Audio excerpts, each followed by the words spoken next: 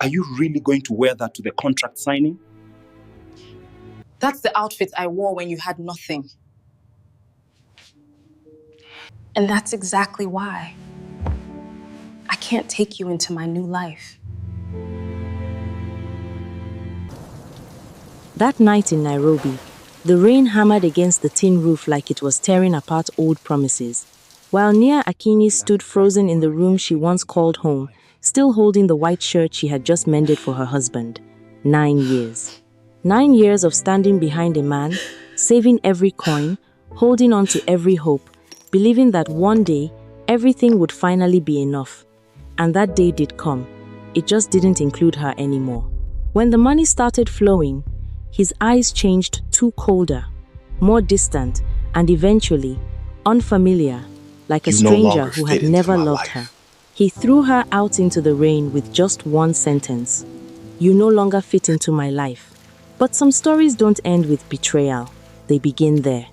Because just a few months later, the woman he was once ashamed of became the one holding the contract that could decide his entire future.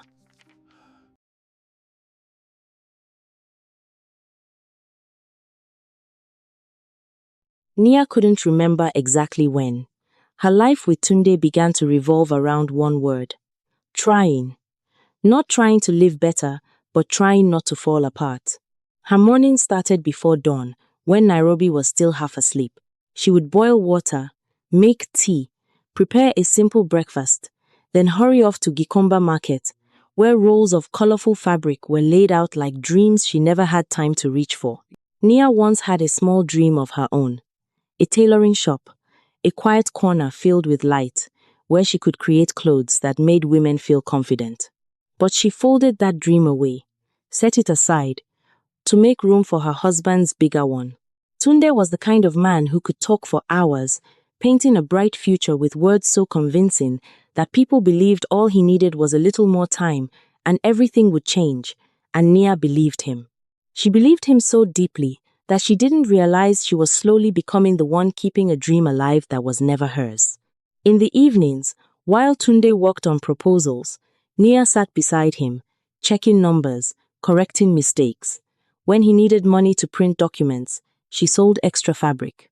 When he failed, she was the only one who said, "It's okay, we'll try again." But the world outside wasn't as gentle as Nia. At family gatherings, the elders' eyes lingered on her a little too long. "My daughter, a woman must know how to keep her husband, but she must also know how to keep herself." Others were more direct. "A man who fails for too long will drag the whole family down." Nia would just smile, nod, and return to her life, because in her heart, Tunde wasn't a failure.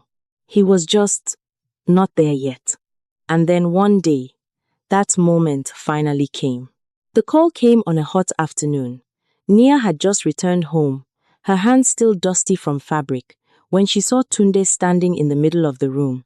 His eyes lit up in a way she had never seen before. He could barely get the words out as he told her his proposal had been selected. A major project building infrastructure for a company expanding in the industrial area. Not a small opportunity. This was the kind that could change everything. Nia didn't cry.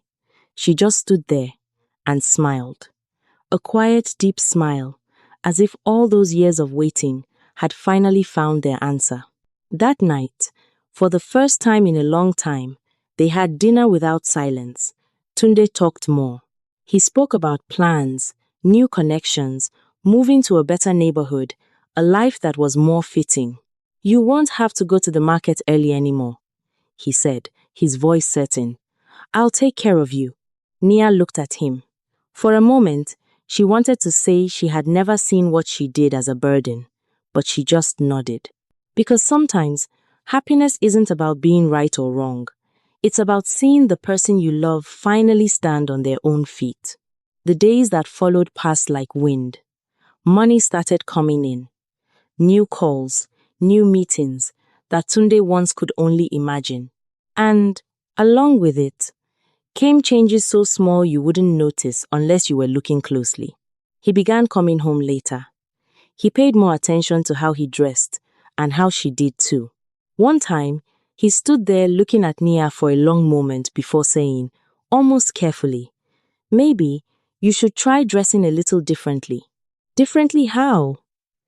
Nia asked softly. Tunde shrugged. More modern. More fitting. Nia didn't ask more. She just stayed quiet. But inside, something very small shifted. Not enough to name. Just a faint feeling, like standing at the door of a familiar room, but no longer certain what's waiting inside. And sometimes, the smallest changes are the ones that warn you the storm is already on its way. If you've ever given everything to someone, and they didn't see it, comment real. The changes at first were so small that Nia convinced herself they were just a natural part of success. When a man steps into a new phase of life, he wants everything around him to change too. She understood that. Or at least, she thought she did. Tunde started taking her to places they used to only pass by. Restaurants in Westlands with soft lighting and glassware so delicate, Nia was afraid she might break it just by holding it wrong. Gatherings where people spoke in words she wasn't used to, network, investor, leverage. Nia sat beside him, quiet, smiling when needed, trying not to do anything wrong. But there was something she began to notice. Tunde no longer looked at her the same way. His eyes no longer found her as a place to rest. They passed over her, the way people glance at something familiar that no longer holds their interest. And then the comments began at first, gentle, then clearer. You should change your hairstyle a bit. This outfit looks a little old. In places like this, people notice these things. Nia didn't react. She just nodded, listened, and quietly tried. She used a small part of her savings to buy a few new outfits. Nothing expensive, but neater. She practiced light makeup, even though her hands were still unsure. But no matter how much she tried, Tunde's eyes never returned to the way they used to be. One evening, at an event Tunde called very important, Nia stood beside him in a room full of elegantly dressed people. Laughter, clinking glasses, the scent of expensive perfume. It all made her feel like she was standing in a world that didn't belong to her. That's when she met Zuri. Zuri didn't try to draw attention. She didn't have to. She walked into the room as if it had been designed just for her. Perfectly styled hair, a fitted dress, a soft but clear voice, every word intentional. When she smiled, it made people feel chosen. You're Tunde, right? I've heard about your project. Very impressive. Nia stood right beside him. But in that moment, she felt invisible.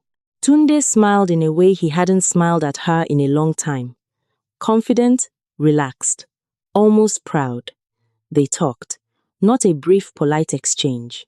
A conversation that lingered, moved back and forth, with eyes meeting more often than necessary. Nia stood there, still smiling.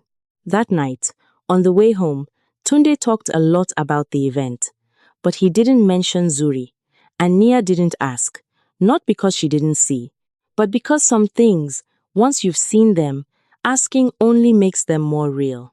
In the days that followed, Tunde became even busier. His phone lit up with messages he didn't read in front of her, calls he stepped outside to take, evenings filled with unexpected work. One time, while he was in the shower, his phone vibrated on the table. Nia wasn't going to look. She really wasn't. But the screen lit up, and the name was clear. Zuri. Just one short message. Can't wait to see you tonight. Nia didn't open it. She didn't need to. She placed the phone back exactly where it was, as if she had never touched it. Then she sat down, her hands clasped tightly together.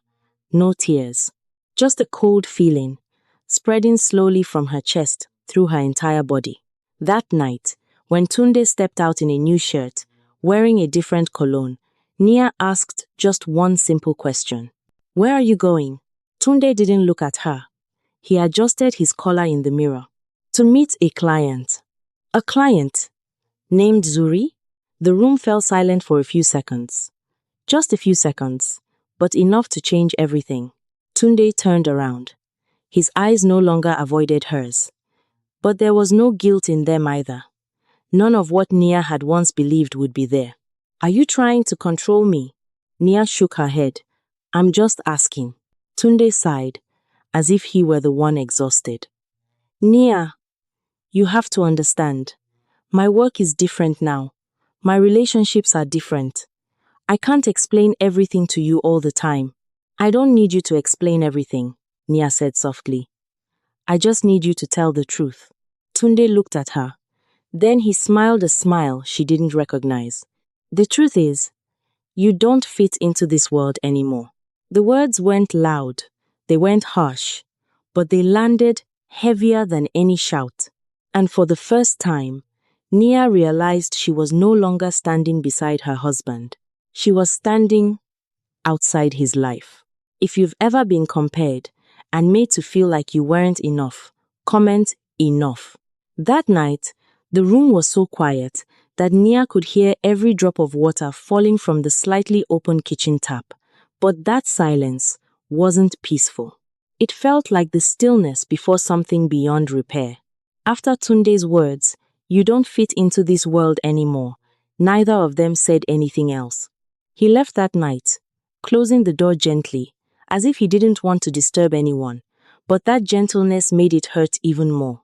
Because it felt like he had already made his decision long ago, he was just saying it out loud now. In the days that followed, Tunde barely came home, and when he did, it was only for a few minutes to change, then leave again. No more asking if Nia had eaten. No more unfinished conversations at the table. Not even the usual irritation. Just nothing. And sometimes, absence hurts more than coldness ever could. One afternoon, as Nia folded the remaining pieces of fabric after a slow day at the market, her phone vibrated. An unknown number. She answered, and a woman's voice came through soft, but clear. Are you Nia? I think you should see the truth. Not from me, but with your own eyes. Nia didn't ask who it was. She just listened to the address. A restaurant in Kilimani, not a place they had ever been. A place for people who belonged to a different world. She went. Not to cause a scene, not to fight for her husband, just to see what she already knew in her heart. Nia stepped inside the restaurant. Warm golden lights, soft music, expensive clothes, and in the corner, near the glass window, she saw them. Tunde and Suri. They weren't sitting far apart, not like business partners. Zuri's hand rested lightly on Tunde's wrist, as if it belonged there, and Tunde didn't pull away. Nia stood there for a moment. No one noticed her right away. It gave her a few seconds to breathe, a few seconds to accept that things had gone further than she had imagined. Then she walked toward them. Tunde. Tunde. Just one word, but enough to make both of them turn. The look in Tunde's eyes when he saw her wasn't panic, wasn't guilt. It was irritation, as if she had shown up at the wrong time. Nia, what are you doing here? Zuri looked her up and down, said nothing, but her eyes said everything. I just wanted to see, Nia said, her voice strangely calm, to see what I've lost. Tunde exhaled slowly, then stood up. Let's talk in private. No need, Nia shook her head. Here is fine. It seems nothing is private anymore. Zuri leaned back slightly, a faint smile on her lips. You seem to enjoy drama.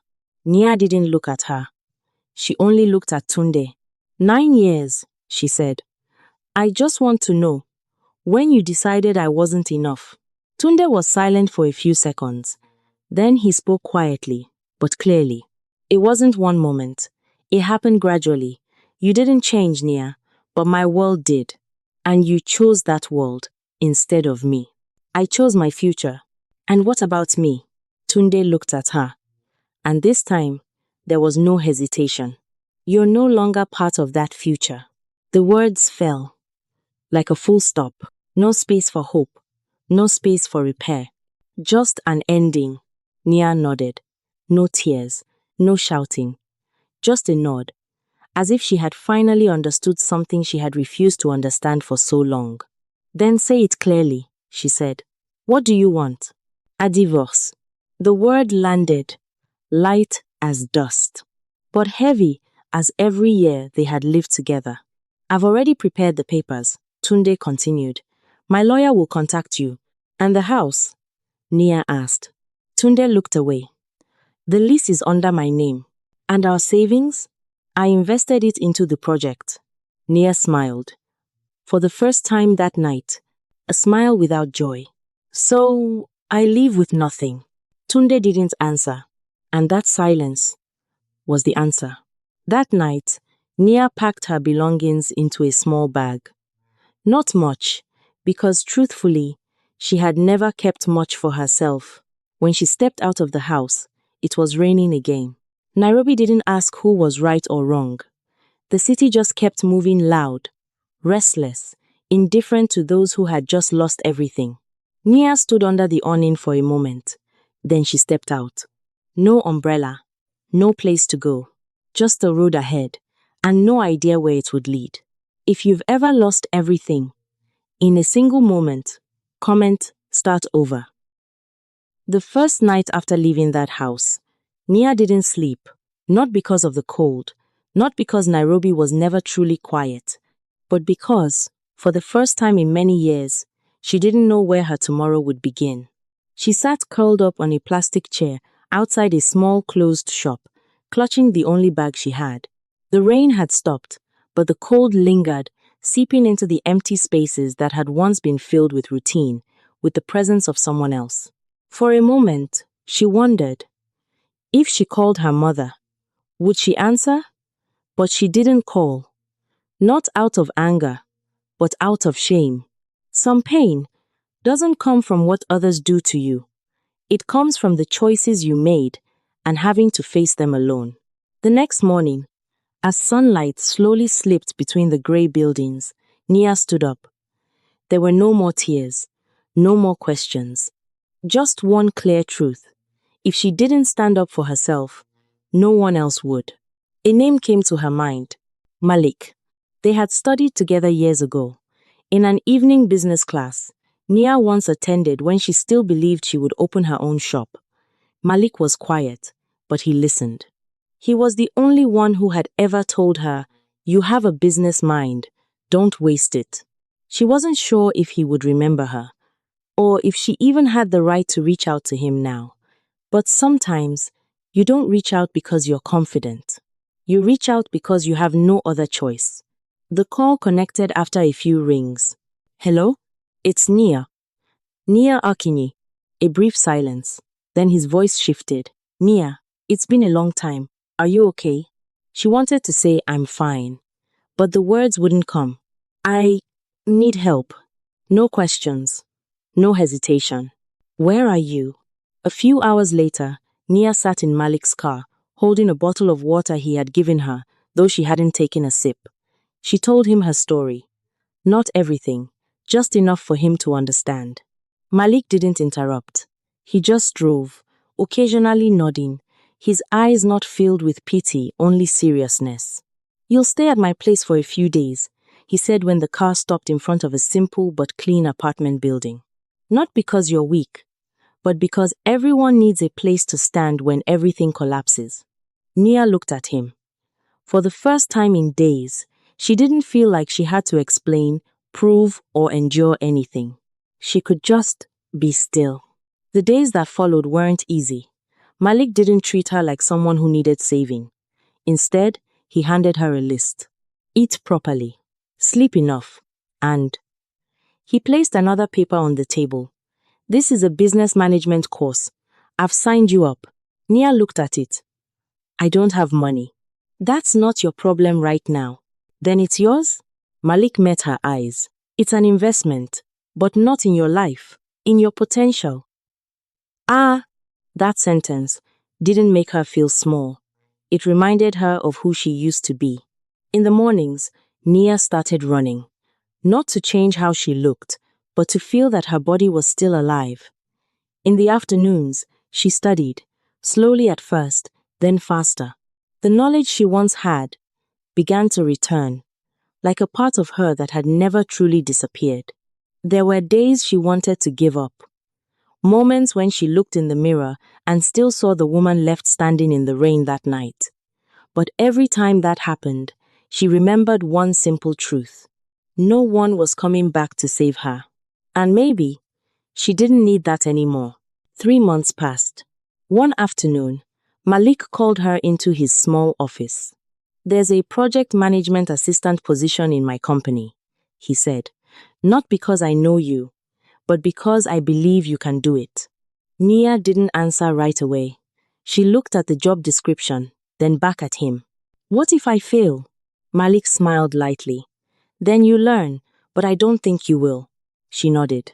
Not because she was certain, but because, for the first time in a long time, she was ready to try again. And that was a small moment, but an important one. The moment a woman stops asking for opportunities and starts taking them. If you're trying to stand up after falling, comment rise. For the first 3 months, Nia worked as if every opportunity could disappear the moment she let her guard down. She arrived earlier than everyone else, stayed later than necessary, and noted every small detail she used to help Tunde handle. Except this time, there was no one standing in front to take the credit. Every report, every number, every meeting belonged to her, and for the first time in a long while, Nia no longer felt like she was living in someone else's shadow.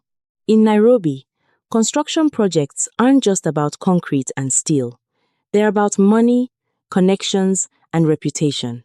One small mistake can trigger a chain of consequences. That's why the company Malik worked for, a rapidly expanding regional firm, was assigned to oversee and evaluate multiple large-scale projects. One morning, as Nia was reviewing a thick stack of documents, Malik walked in and placed another file on her desk. "New project. I need you to go through it carefully." Nia nodded and opened it. Numbers, blueprints, timelines, all familiar, until her eyes stopped at one name. Tunde Okoye. Not a coincidence. Not a similar name. It was him. Her hand paused on the page. Not trembling. Not rushing to close it. Just paused. Malik didn't speak right away. He watched her for a moment, then said calmly, "I knew you would come across this project sooner or later." "You knew before?" Nia asked, her voice steady. "I knew my company was overseeing it. And I knew you would need to face it in your own way." Nia gave a small nod. No blame, no surprise, just a quiet acceptance. "I'll handle it like any other project," she said. "I trust you." In the days that followed, Nia worked through Tunde's files as if it were just another assignment. But the deeper she went, the clearer it became. Something wasn't right. The costs didn't match. The materials listed didn't meet the required standards. The timeline had been delayed but adjusted on paper to appear on track. This wasn't a small error. This was how a project begins to fall apart. One afternoon, in the meeting room, Nia presented her findings to the management team. No emotion, no past, just data. "There are signs of substandard materials being used," she said, pointing to the board. "If this continues, the risk to safety and finances will be significant." Someone in the room asked, "Who's in charge of this project?" Nia turned to the final page, paused for a second, then said, "Tunde Okoye." The name echoed in the room, like a soft knock, but enough to open a door she had closed long ago. The meeting ended with a clear decision. They needed to meet directly with the person in charge, which meant they would see each other again. That day came sooner than Nia expected. The meeting room was bright, with large glass windows overlooking the busy city of Nairobi. Nia sat on one side of the table, a file, a pen, and a glass of water in front of her untouched. She dressed simply neat, professional, without trying to impress. The door opened. Tunde walked in. He stopped, just for a second, but enough to shift everything in the room. His eyes moved across the others, then stopped on Nia. No longer the woman standing in the rain that night. No longer the woman he once said didn't fit. In front of him was someone entirely different. "Nia?" Her name left his lips, uncertain. Nia looked at him. No avoidance, no softness, Mr. Okoye, she said calmly. Shall we begin? There was no past in her voice. No emotion, only distance. And for the first time, Tunde understood that he no longer stood above her. He was standing in front of someone who now had the right to question him. If you believe that one day you'll stand face to face with someone who once looked down on you, comment justice. The meeting room door closed behind Tunde, and in that brief moment, no one spoke. Not because there was nothing to say, but because everything that needed to be said was already on the table in the numbers, in the reports, in the unfamiliar eyes of two people who once shared a home. Nia opened the file, unhurried, not looking at him again. Let's begin, she said, her voice steady and clear. Tunde sat down across from her. This time, he was no longer the one leading the conversation. No longer the one outlining plans, painting the future. He sat there, like someone waiting to be judged. Your project is 3 months behind schedule, Nia said, turning a page. Material costs don't match the approved standards. And there are signs of using unqualified suppliers. Tunde swallowed. There have been adjustments during implementation. That's normal in this industry. Not when it compromises safety, Nia replied without looking up, and not when it's hidden in reports. The air in the room grew heavy. Another manager spoke up. Mr. Okoye, do you have any explanation? Tunde glanced around, then looked back at Nia. Can we speak privately? That question wasn't for the room. It was for the past. Nia paused for a second, then shook her head.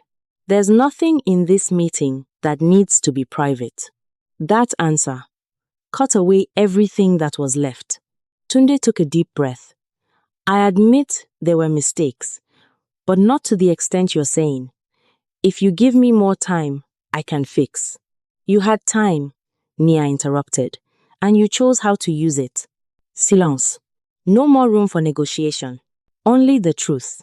The meeting ended with a clear decision. Tunde's project would be suspended for further investigation. All expenses would be reviewed. And the possibility of losing the contract was very high. As everyone left, Tunde remained seated. Nia, wait. She stopped, but didn't turn around right away. Can we talk? Not about work, about us. Nia turned back. This time, she looked straight at him. There is no us anymore. Tunde stood and walked closer. No more table between them. I know I was wrong, he said, his voice lower, more real. I let money, and everything else, blur what mattered. But Nia, I've lost everything. Zuri left. My investments failed. If I lose this project, I'll have nothing. Nia listened, without interrupting. And you think I'm the one who can save you? She asked. I don't know, Tunde admitted. But you were the only one who ever believed in me. I just hoped. Hoped I'd be the same as before? Nia asked, her voice calm but sharp. Hoped I'd forget the way you looked at me like I was a burden. Forget how you threw me out in the rain? Tunde said nothing. I don't need you to forget, he said quietly. I just need a chance. Nia looked at him for a long moment, not to find something again, but to make sure she wasn't looking anymore. I won't destroy you, she said slowly. That's not who I am. A flicker of hope crossed Tunde's face. But I won't save you from the consequences of your choices either. That hope disappeared instantly. The project will be handled according to procedure, Nia continued. If you're at fault, you'll be held responsible. If there's a chance to fix it, you'll have to do it yourself. Not for me, but for you. Tunde nodded, slowly, heavily. I understand. Maybe for the first time, he truly did. Nia turned and walked toward the door. And Tunde, she paused, without turning back. This time, do it right. Not to prove anything to anyone, but so you don't end up back where you started. She walked away, without looking back, without regret. Just letting go. And sometimes, Letting go isn't losing something. It's finally being free. If you believe letting go is the strongest way to move forward, comment healing. Some people believe winning means standing above the one who hurt you. But for Nia, winning wasn't about watching Tunde fall. It was the day she realized she no longer needed him to fail, just to prove she was enough. She once thought love meant giving, enduring, standing behind a man and believing that one day he would turn back and see her. But life taught her something very different. That real love never asks you to shrink yourself just to fit into someone else's world. Nia didn't become strong because she became successful. She became strong the moment she stopped asking to be seen. The moment she understood that her value doesn't come from how others treat her, but from how she chooses to rise after being treated wrong. Tunde lost money, lost his reputation, lost everything he once believed mattered most. But what he truly lost was the one person who believed in him when he had nothing. And that is something you cannot buy back, rebuild, or replace. As for Nia, she didn't take back the past. She didn't need to. She built a new life not to prove anything to anyone, but to live truthfully as herself. A life where she is no longer a second choice, no longer standing behind someone else, but a woman who knows her worth and will never trade it away again. If you are in a place where you have to keep trying just to be loved, pause for a moment and ask yourself, are you forgetting how to love yourself? Because sometimes, the best thing you can do is not to hold on to someone, but to be brave enough to let them go. If you believe women deserve to be loved with respect, comment value and share this story with a woman you want to remind. She has always been enough.